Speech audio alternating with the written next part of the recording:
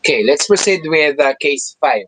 So for g of x is h to the n of x, e to the mx, or it's a product of a polynomial and an exponential function.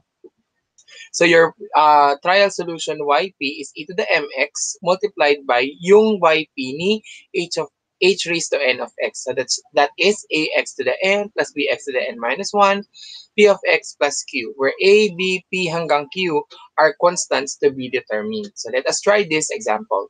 So we have here d squared minus 4d plus 3y is equal to x e to the minus x. So meron na tayong polynomial and exponential na g of x. So, ibig sabihin, ang ating magiging, if g of x is equal to x e to the minus x, then our yp must be equal to e to the minus x, yung aking exponential, multiplied by kung ano yung degree, dun magsisimula. So, that's ax, kasi x to the 1 lang, and then plus b. So, this must be our prepared or our trial solution yp is equal to e to the minus x ax plus b. But before that, let us try to get yc first. So again, ang yc will be defined by this homogeneous equation by equating this to 0. So that's m squared minus 4m plus 3 is equal to 0. So that's m minus 3, m minus 1 is equal to 0 using factoring. m1 is 3, m2 is 1. So yc here is c1 e to the m1x plus c2 e to the m2 of x. So yc therefore is c1 e to the 3x plus c2 e to the x. So this will be our yc. So for yp, so again, ang yp natin is equal to e to the minus x times ax plus b. So e to the minus x ax plus b. For our given is y double prime minus 4y prime plus 3. Oh, minus 4y prime plus 3y is equal to x e to the minus x. So maglalagay lang tayo ng subscript p and p there. So yp is e to the minus x ax plus b. Then yp prime is equal to e to the minus x times the derivative of that is a plus ax plus b times the derivative of e to the minus x, which is e to the minus x times negative 1. That is derivative of a product. So simplifying, yp prime is a e to the minus x minus e to the minus x times ax plus b. So because positive times negative 1 is this one. So since we are going to get the second derivative, kunin pa natin ang derivative niyan. So that's negative a e to the minus x minus the quantity. Derivative of that is e to the minus x. Derivative of that is a plus ax plus b times derivative of e to the minus x is e to the minus x times 1. Yp double is equal to negative a e to the minus x. This is minus a e to the minus x distributing, and then this negative and negative there becomes positive e to the minus x ax plus b. Simplifying this further, yp double is negative 2a e to the minus x plus e to the minus x ax plus b. So distributing, magkakaroon tayo ng yp double equal to negative 2a e to the minus x plus ax e to the minus x plus b e to the minus x. So for our y prime here, yp prime is equal to a e to the minus x minus ax e to the minus x minus b e to the minus x. So this will be our yp prime, y double prime, and my yp here. So let us substitute dun sa ating original differential equation. Yp double, substituting that, so that's negative 2a e to the minus x plus ax e to the minus x plus b e to the minus x plus minus 4yp. So that's minus 4 i-precede natin yung yp prime by negative 4, a e to the minus x, minus ax e to the minus x, minus b e to the minus x, plus 3yp. So that's plus 3.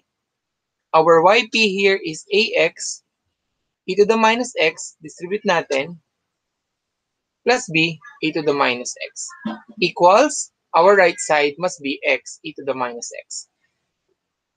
Distributing and simplifying, you have negative 2a e to the minus x plus ax e to the minus x plus b e to the minus x minus 4a e to the minus x. Distributing this negative 4, that's plus 4ax e to the minus x plus 4b e to the minus x plus 3ax e to the minus x plus 3b e to the minus x is x e to the minus x. So, using equating coefficients, lahat ng x e to the minus x on the left side, lagyan natin ng tanda. You have this, an apostrophe. Wala, wala, meron to. So, apostrophe. Wala, wala, apostrophe. Asterisk, I mean. And then, x here. So, meron tayo dito 5a because 4a plus a here is 5a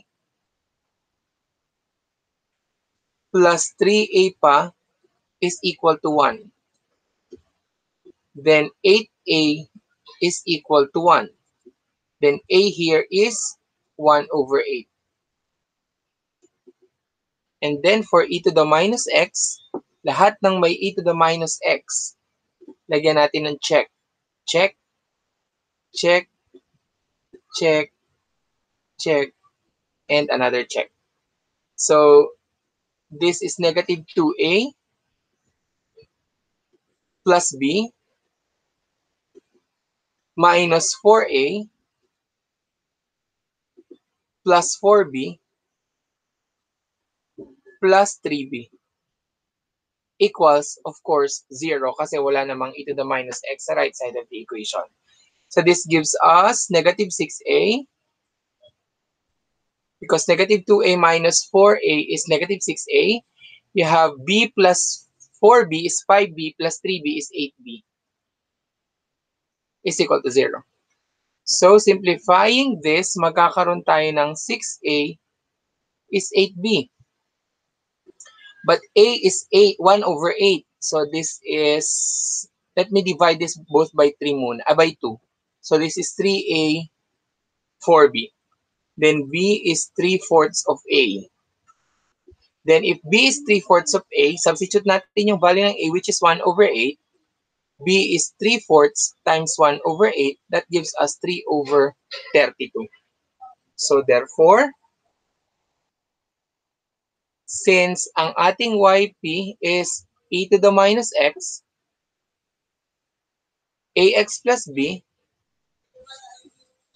then yp here is e to the minus x times the value of a is,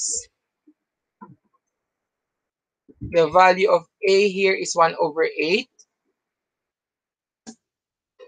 And the value of b is 3 over 32 plus 3 over 32.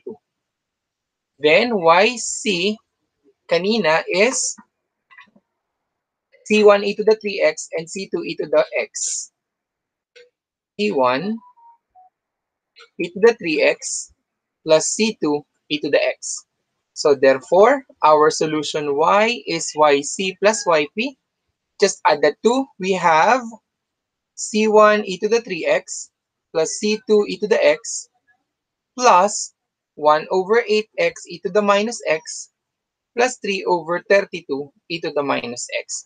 So this will be our general solution. So let us try to find that. We have c1 e to the x and c1 e to the 3x. So pwedeng magkapalit. So pwedeng ito, ito. Lahat pala pare-parehas na ganun. Ang magkakaiba lang ay yung yp.